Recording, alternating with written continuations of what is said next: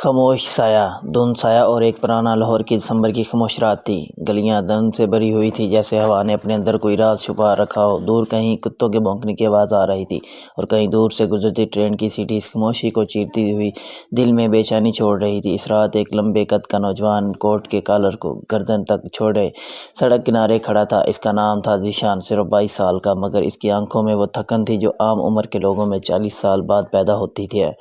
اس کے ہاتھ میں ایک پرانا بورا لفافہ تھا، جیسے کھولتے ہوئے بھی وہ ڈر رہا تھا، کیونکہ اس لفافے میں وہی چیز تھی جس نے اس کے پیچھے 3 سالوں کی نیندیں چھین رکھی تھیں، اس کے والد کی موت کی رپورٹ۔ دنیا مانتی تھی کہ وہ ایک حادثہ تھا، لیکن ذیشان کبھی اس بات پر یقین نہیں کر پایا۔ اس کے والد حمید اقبال ایک عام سرکاری افسر تھے، نہ سیاسی اثر و رسوخ، نہ بڑے کاروبار، وہ ہمیشہ سادی زندگی گزارنے والے شخص تھے۔ مگر ان کی موت کس طرح ہوئی، اس میں کچھ تو گڑبڑ تھی۔ ذیشان نے گہری سانس لی اور لفافہ کھولا۔ اس کے اندر صرف 2 چیزیں تھیں، نمبر 1 ایک پھٹی ہوئی تصویر، نمبر 2 ایک چابی۔ تصویر میں ایک عورت نظر آ رہی تھی، چہرہ صاف نہ دکھائی دے رہا تھا، شاید جان بوجھ کر دھندلا کیا گیا تھا۔ مگر ذیشان ایک بات نوٹ کی، اس عورت نے ہاتھ میں وہی نیلی چوڑیاں پہن رکھی تھیں جو اس کے والد نے ایک بار اسے دکھائی تھیں، اور دوسری چیز تھی چابی۔ یہ چابی چھوٹی تھی مگر بہت پرانی، جیسے کسی ایسے تالے کی ہو جو برسوں سے نہ کھلا گیا ہو۔ ذیشان ابھی تصویر کو دوبارہ غور سے دیکھ ہی رہا تھا کہ اس کے فون پر ایک میسج آیا۔ میسج ان نون نمبر سے تھا۔ اگر اپنے والد کی موت کا سچ جاننا چاہتے ہو تو کل شام 7 بجے ریویو پارک آ جانا، اکیلے۔ ذیشان کا دل دھڑک اٹھا۔ 3 سال میں پہلی بار کسی نے اس سے اس حادثے کے بارے میں رابطہ کیا تھا، ایک اجنبی عورت، اور پہلا ٹکراؤ۔ اگلی شام جب گھڑی نے 7 بجائے، ذیشان ریویو پارک کے بینچ پر بیٹھا۔ سرد ہوا نے اس کے ہاتھ سن کر دیے تھے، مگر اس کے اندر ایک آگ بھڑک رہی تھی۔ 5 منٹ گزرے، 10 منٹ گزرے، پھر اچانک اس نے دیکھا ایک عورت دور سے اس کی طرف آ رہی تھی، سر پر شال، ہاتھ میں فائل۔ اعتماد اس کے انداز سے ٹپک رہا تھا۔ اس کی عمر تقریباً 26 سال ہو گئی۔ وہ آ کر ذیشان کے سامنے رکی۔ تم ذیشان ہو؟ ہاں، آپ کون؟ عورت نے خود کو سیدھا کیا۔ میرا نام عائشہ ہے، میں ایک انویسٹیگیٹو جرنلسٹ ہوں۔ یہ نام سنتے ہی ذیشان چونک گیا، کسی نے اسے بتایا نہیں تھا کہ کوئی جرنلسٹ بھی اس معاملے میں ہے۔ عائشہ آہستہ سے بنچ پر بیٹھی اور بولی، تمہارے والد کی موت حادثہ نہیں تھی۔ ذیشان کی سانس رک گئی۔ تو پھر کیا تھی؟ عائشہ نے ارد گرد دیکھا، پھر آہستہ سے بولی، قتل۔ اور اس قتل میں کوئی ایسا ملوث ہے جس پر تم کبھی شک بھی نہیں کرو گے؟ کون؟ ذیشان نے بے چینی سے پوچھا۔ عائشہ نے جواب دینے کے بجائے اپنی فائل کھولی اور اس کے سامنے رکھی۔ یہ دیکھو۔ فائل میں وہی تصویر تھی جو ذیشان کے پاس تھی، بالکل وہی عورت، بالکل وہی نیلی چوڑیاں۔ یہ تصویر میں تمہارے پاس کیسے آئی؟ عائشہ نے پوچھا۔ میرے دروازے کے نیچے کسی نے سلائیڈ کی تھی۔ عائشہ نے حیرت بھری نظروں سے اسے دیکھا۔ یہ تصویر صرف ایک ہی جگہ سے نکل سکتی ہے، وہ جگہ جو اب بند پڑی ہے اور جس پر تالا لگا ہوا ہے، ایسی چابی سے کھلنے والا تالا۔ ذیشان کے ہاتھ میں پکڑی چابی نے جیسے اس لمحے اپنا وزن بڑھا دیا۔ کون سی جگہ؟ عائشہ نے سیدھے اس کی آنکھوں میں دیکھا۔ تمہارے والد کا پرانا سرکاری اسٹور روم، جو لاہور سے 20 کلومیٹر دور ہے۔ پھر اس نے دھیمی آواز میں کہا، وہ جگہ جہاں تمہارے والد اپنی موت سے 2 دن پہلے گئے تھے اور جہاں سے واپس کبھی صحیح حالت میں نہیں آئے۔ ہوا مزید ٹھنڈی ہو گئی، دھند اور گہری ہو گئی، اور ذیشان کے سینے میں ایک سوال اور گہرا ہو گیا۔ آخر بار والد وہاں کیوں گئے تھے؟ سفر کی شروعات۔ رات 11 بجے وہ دونوں ایک پرانی سوزوکی کار میں لاہور سے باہر نکل رہے تھے۔ گاڑی عائشہ چلا رہی تھی۔ وہ اعتماد سے بھری ہوئی تھی، مگر اس کی آنکھوں میں ایک خوف چھپا ہوا تھا۔ تم اتنی دیر رات میں مجھے وہاں کیوں لے جا رہی ہو؟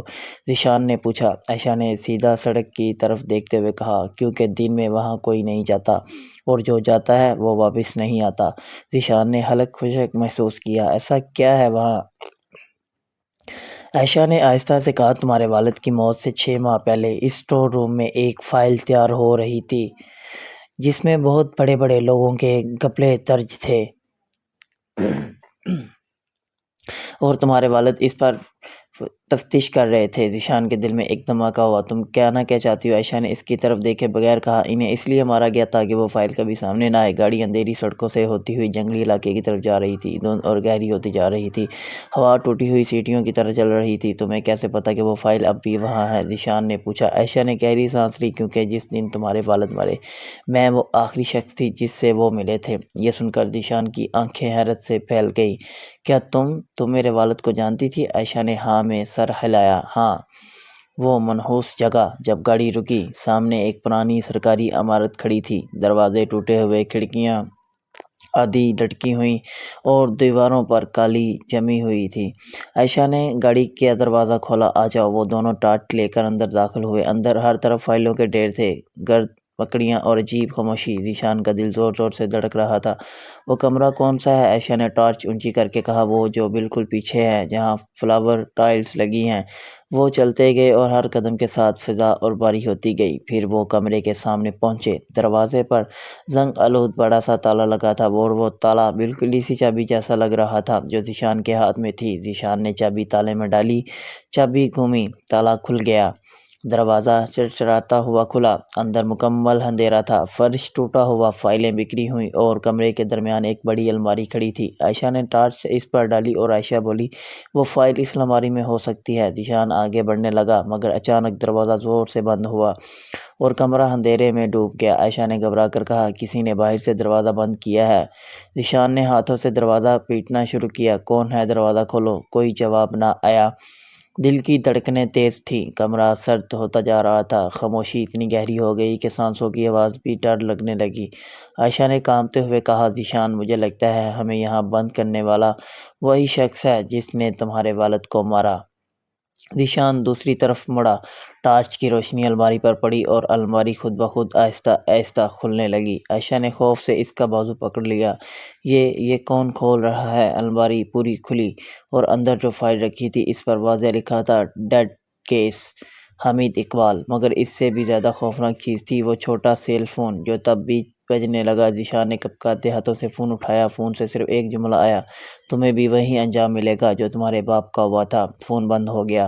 عائشہ کی آنکھوں سے آنسو نکل آئے۔ ذیشان، اب ہمیں یہاں سے زندہ نکلنا ہوگا ورنہ ہم بھی۔ ذیشان نے مضبوط لہجے میں کہا، نہیں، میں اپنے والد کا سچ جانے بغیر نہیں مرنے والا۔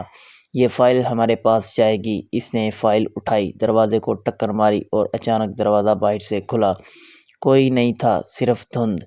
وہ دونوں بھاگتے ہوئے باہر نکلے، گاڑی کی طرف دوڑے، لیکن گاڑی کی دونوں پچھلی ٹائرز کٹے ہوئے تھے۔ عائشہ نے خوف سے پیچھے ہٹتے ہوئے کہا، ذیشان، کوئی ہمیں مارنا چاہتا ہے اور وہ ابھی بھی آس پاس ہے۔ دھند کے درمیان ایک سایہ حرکت کرتا دکھائی دیا، لمبا، خاموش، ہلتا ہوا، جیسے وہ دونوں کو دیکھ رہا ہو۔ عائشہ نے کپکپاتے ہوئے لہجے میں کہا، ذیشان، یہ کون ہے؟ سایہ آہستہ آہستہ ان کی طرف بڑھنے لگا۔ ذیشان نے فائل کو مضبوطی سے پکڑا اور پھر سایہ اچانک رک گیا اور ہوا میں ایک باریک خوفناک آواز گونجی، یہ کھیل ابھی ختم نہیں ہوا، تم دونوں کو جانا پڑے گا ورنہ اگلے نمبر تمہارا ہوگا۔ عائشہ کانپ گئی۔ ذیشان نے اس کا ہاتھ پکڑا اور وہ دونوں اندھیرے جنگل کی طرف دوڑنے چلے گئے۔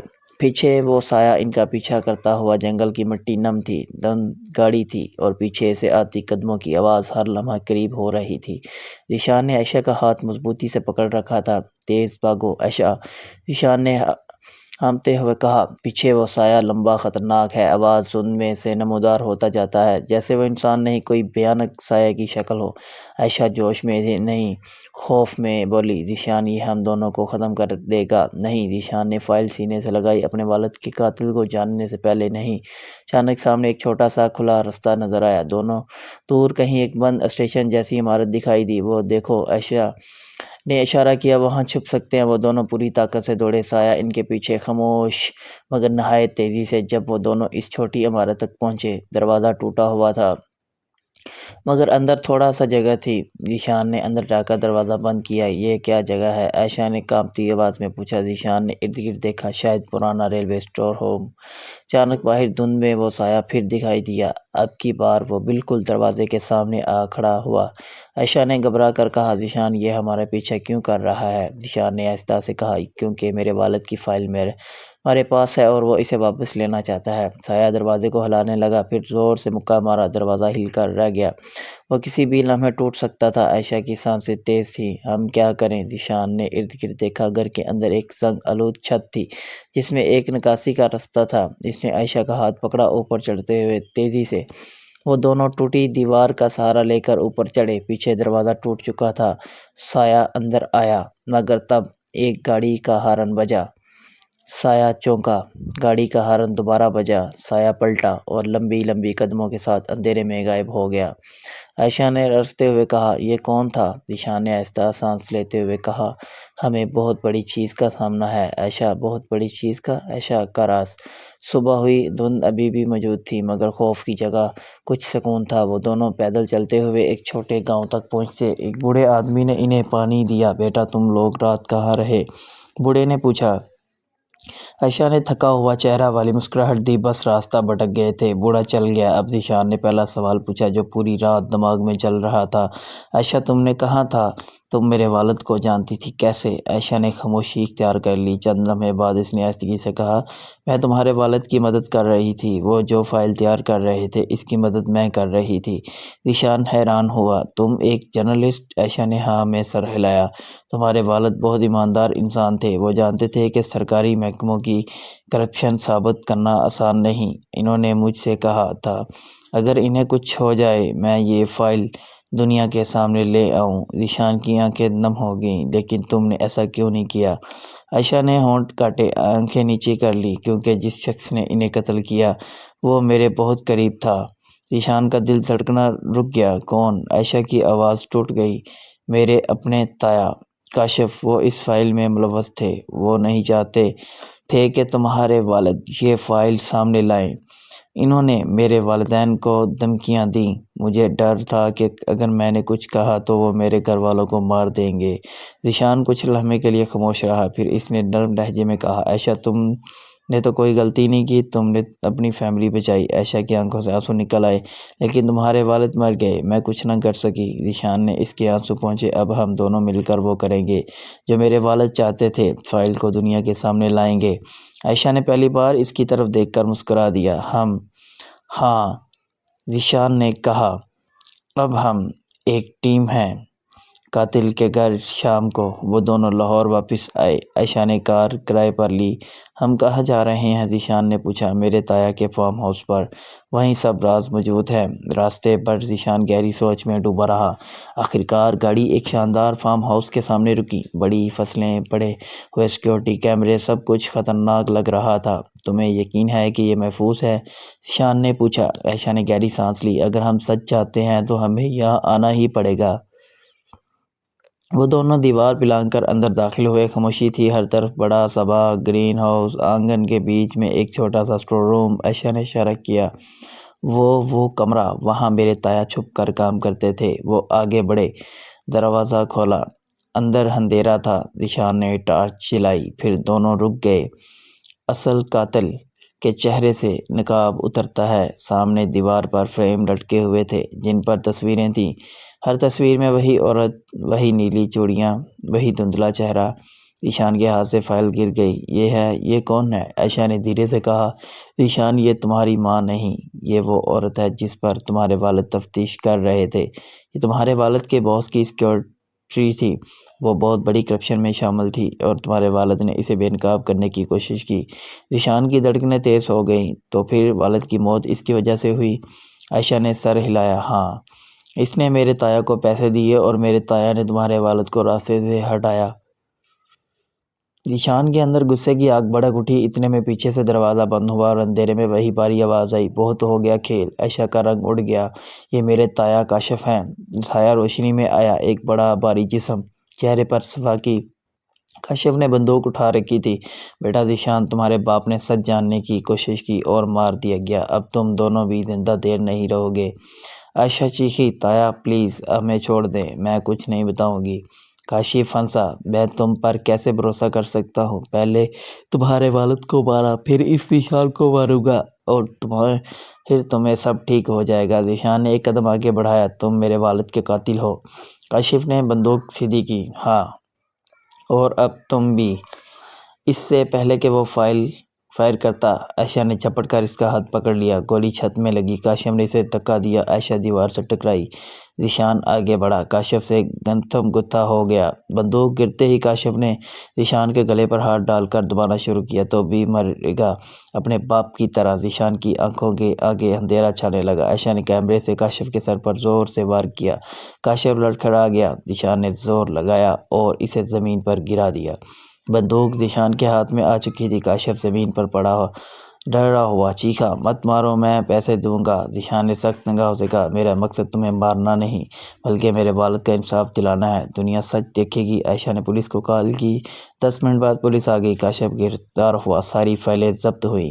عائشہ خاموشی سے ذیشان کی طرف دیکھ رہی تھی اور وہ صرف اسے دیکھ رہا تھا۔ نیا آغاز۔ 1 ماہ بعد کاشف جیل میں تھا۔ فائل میڈیا میں آئی، سچ دنیا کے سامنے آ گیا۔ ذیشان کے والد کی بے گناہی ثابت ہوئی۔ ایک دن لاہور کے اسی ریویو پارک میں جہاں پہلی بار عائشہ نے ذیشان کو سچ بتایا تھا، دونوں دوبارہ ملے۔ ہوا نرم تھی، فضا صاف تھی، اب کوئی سایہ نہیں تھا۔ عائشہ دھیرے سے بولی، ذیشان، تم نے یہ سب اکیلے کر دکھایا۔ ذیشان نے مسکراتے ہوئے کہا، اکیلے نہیں، میرے ساتھ تم تھی۔ اگر تم نہ ہوتی تو میں کبھی یہ جنگ نہ جیت پاتا۔ عائشہ نے شرما کر نظریں جھکا لیں۔ سچ کہو تو مجھے لگتا ہے اب میری زندگی میں سکون واپس آ گیا ہے۔ ذیشان نے اس کے ہاتھ پر ہاتھ رکھا۔ سکون وہ تو تب آئے گا جب تم ہمیشہ میرے ساتھ رہو گی۔ عائشہ چونکی۔ کیا مطلب؟ ذیشان نے آہستہ سے کہا، میں چاہتا ہوں کہ زندگی کے باقی سارے راز ہم دونوں مل کر حل کریں۔ کیا تم میری زندگی کا حصہ بنو گی؟ عائشہ کی آنکھیں بھیگ گئیں۔ اس نے مسکرا کر سر ہلا دیا۔ ہاں ذیشان، میں ہمیشہ تمہارے ساتھ رہنا چاہتی ہوں۔ دھوپ نر ہوئی اور ہوا خوشگوار ہوئی اور 2 دل جو خوف اور سائے میں جکڑے ہوئے تھے آخرکار امن، سکون اور محبت کے رنگ میں بدل گئے۔